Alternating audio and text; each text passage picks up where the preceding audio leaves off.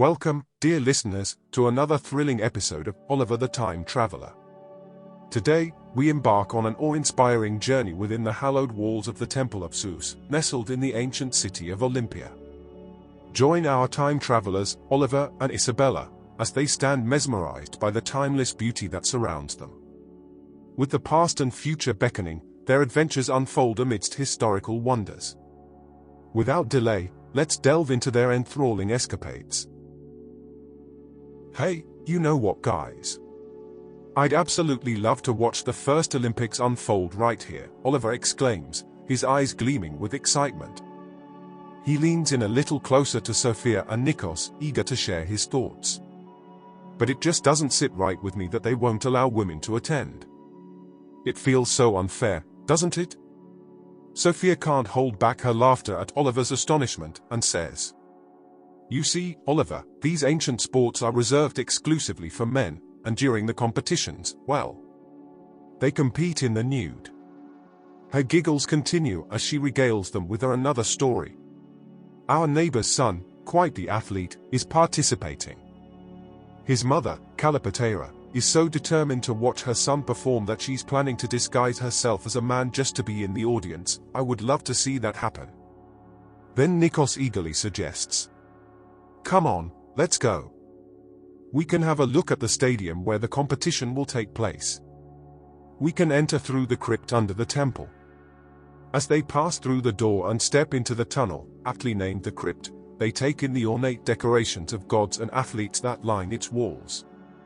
Emerging on the other side, they find themselves standing on an expansive field, a stark contrast to the modern oval-shaped stadiums we are familiar with.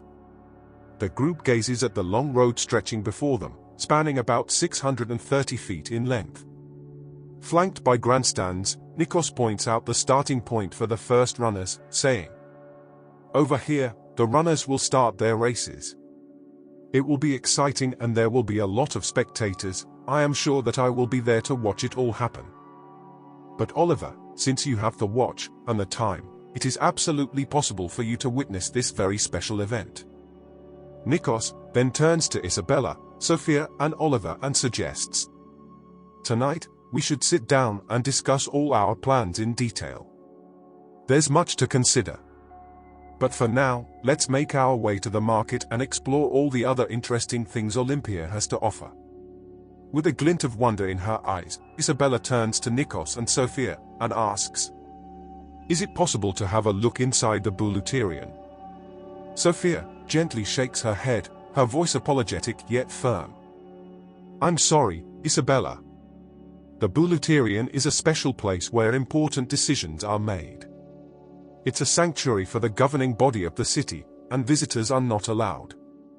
Isabella nods with an understanding smile and says, "I expected that, but I am so curious. Let's go to the market. That must be great to see as well." They leave the impressive stadium and temple behind, embarking on a leisurely stroll toward the bustling market.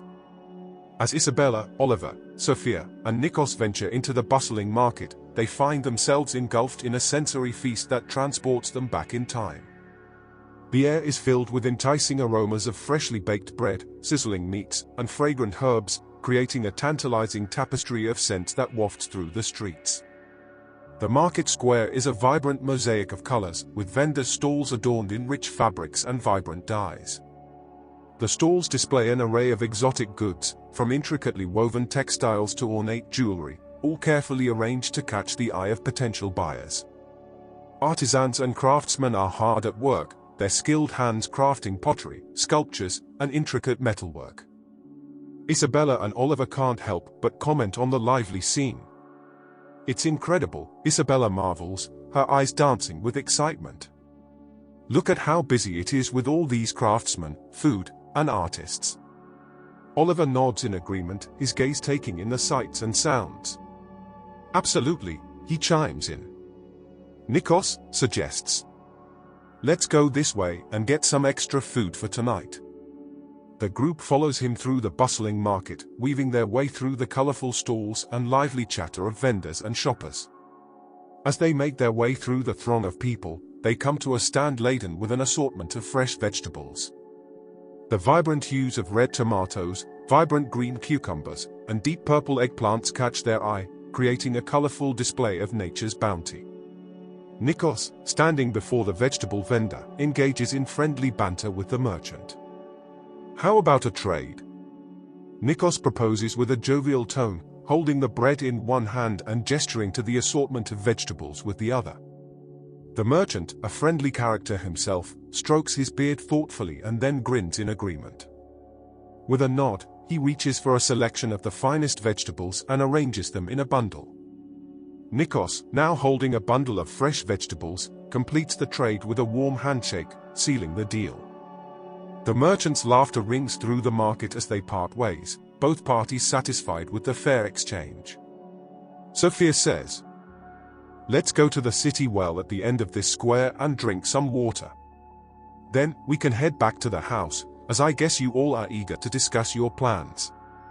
With unanimous agreement, the group makes their way to the city well. They arrive at the well, its stone structure weathered by centuries but still functional, a symbol of enduring strength. As they sip the water, they can't help but feel a connection to all the generations before them who had come to this very spot for sustenance and respite. After their thirst is quenched and a few shared moments of reflection, they begin the walk back to the house. The ancient city seems to envelop them as they navigate its winding streets, now bathed in the warm glow of the setting sunday. The air is filled with the soft murmur of distant conversations, the echo of footsteps on the streets, and the gentle rustling of leaves in the evening breeze. As the sun casts its golden rays over the ancient city, Isabella, Oliver, Sophia, and Nikos make their way back along the sunlit road towards the welcoming abode of Sophia and Nikos. Their footsteps create a rhythmic cadence against the cobblestones.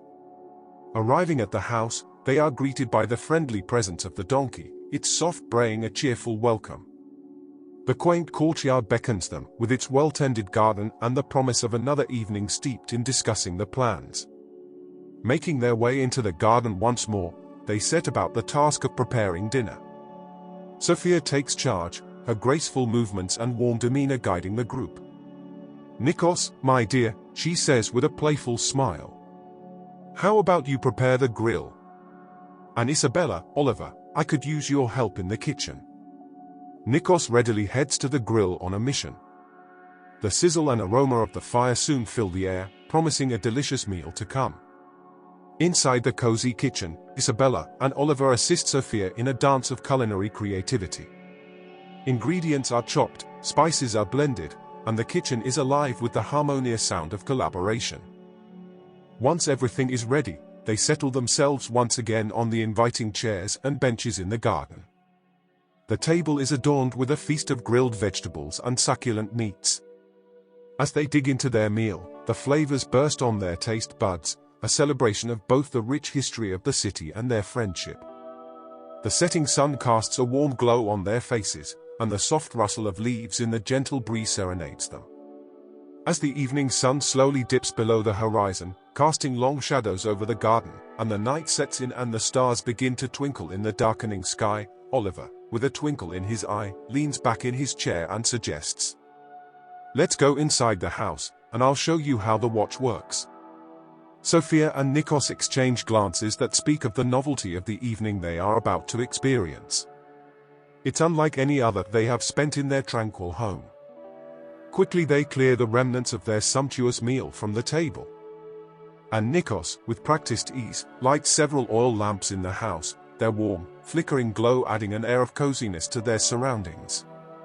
The group gathers in the welcoming living room, the soft light of the lamps casting a gentle ambience. Oliver begins to speak. "I stumbled upon the watch in the library in Hollowbrook, where I came from," he begins, his voice carrying a note of excitement. "And as I was jostled through different eras in time, I found all the relics necessary to navigate through space and time." With great care, Oliver places the weathered book on the table before them. Beside it he puts the small wooden box containing the celestial maps and the peculiar-looking leaf-shaped key on the table as well. Sophia and Nikos lean forward, their eyes wide with curiosity and wonder as they examine the ancient artifacts. Nikos, a twinkle in his eye, rises from his seat and fetches a pair of cups and a big carafe. With a warm smile, he says, "We are all ears, Oliver. I'll provide us with a drink so you can share your incredible tale." With a sense excitement, Oliver turns to Sophia and Nikos and asks, "Are you ready?" Sophia and Nikos exchange eager glances and nod in unison, their anticipation building. Oliver carefully inserts the key into the lock of the wooden box, and with a gentle turn, the box opens. As the lid rises, a sense of wonder fills the room. The 8 celestial maps, ancient and otherworldly, begin to float gracefully from the box, their ethereal presence bathing the living room in a starry light.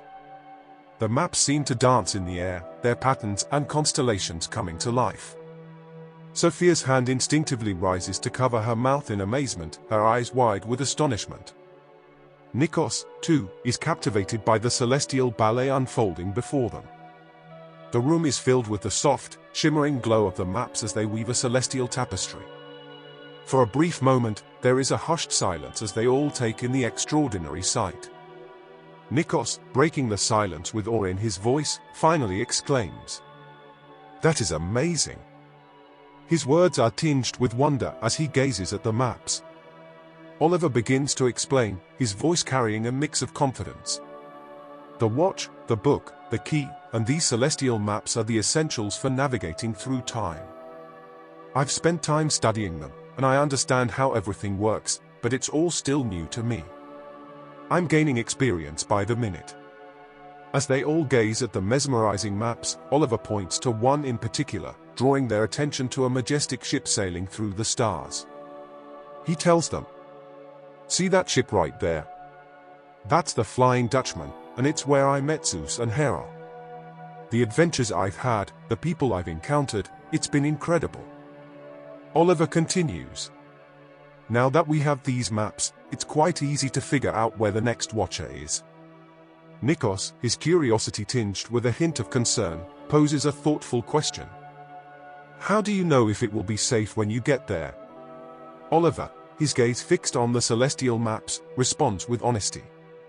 "I don't, Nikos. I've been navigating through this adventure without a clear map of my own. When I first stepped into this world of time travel, I didn't know where I was going or what to expect." He continues, a sense of wonder and uncertainty in his voice. "My first planned trip to Leiden was actually just pure luck that I met Isabella on the city wall. Leiden was in the midst of a war, and it could have easily led me to land in one of the enemy camps. But it didn't, as if the watch always brings me near the next watcher.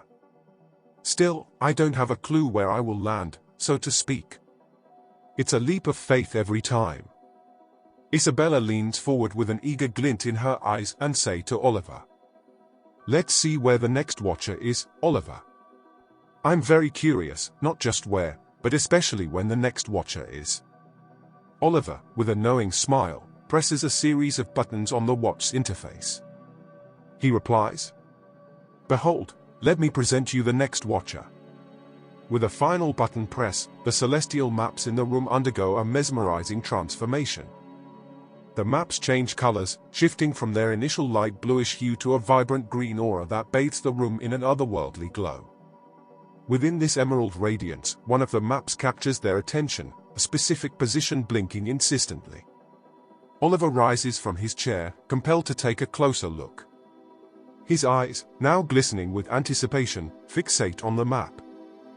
Oliver turns back to face Isabella, Sophia, and Nikos, his eyes alive with the thrill of adventure. With a mischievous smile, he shares the intriguing destination. "If we want to meet the next watcher, we have to travel to Japan, to the year 1981, just before my time." Sophia, still trying to absorb the incredible revelation, shares her thoughts with a sense of wonder. "I still can't believe what I hear and see. The maps are beautiful, and I can look at them for hours. But this destination, Japan. What will you take with you? Do you need special clothes? Would you like to take some food with you when you go? What are your plans?" Oliver takes a moment to consider Sophia's questions and the logistics of their upcoming journey. With a thoughtful expression, he responds, "I'll need some time to think about what would be wise to do. Japan in 1981 is a fascinating destination, but we should be prepared for the journey. Special clothing might be necessary, and bringing some food along could be a good idea. As the group discusses their options, Oliver continues. I've also been thinking about staying here in Olympia until next week to witness the first Olympics take place. Alternatively, we could travel to Japan tomorrow. I can program the watch so that Isabella and I will be back from Japan after the weekend to see the Olympics. Time is in our hands, and I can manipulate it as we please. Oliver suggests. Let's continue our discussion and make a plan tomorrow. For now, how about we all get a good night's sleep and wake up under the Greek sun once more, enjoying breakfast together. Oliver takes out the key from the wooden box. With a gentle turn, the celestial maps slowly fade, returning the room to its normal appearance. The green aura dissipates, and the living room regains its cozy, earthly charm. Nikos, with a warm smile, nods in agreement and says, That's a good idea, Oliver. I'll show you and Isabella to your bedroom. Oliver and Isabella bid Sophia a warm good night, their voices filled with gratitude for the extraordinary day they've shared. With smiles on their faces, Nikos leads the way, guiding them to a comfortable bedroom. Isabella looks at Oliver with a contented smile and comments, The bed is looking quite inviting, Oliver. Another night like this, together, is more comfortable than sitting on the city walls of Leiden under a coat, watching how the Spaniards were flooded. But that was a spectacular sight I didn't want to miss, but right now, this bed looks very inviting for a restful night's sleep. Dear listeners, as the night descends upon Olympia, our intrepid travelers find solace in the peaceful house of Sophia and Nikos, their minds brimming with anticipation for the adventures that await in Japan. With dreams of time and space swirling in their thoughts, they settle into a well-deserved sleep. We'd like to thank all our listeners for joining us on this captivating journey through history and imagination. If you've enjoyed this episode, please like and subscribe to stay tuned for more thrilling tales. Until the next adventure, may your dreams be as enchanting as the ones our travelers dare to live. Thank you for listening, till the next one.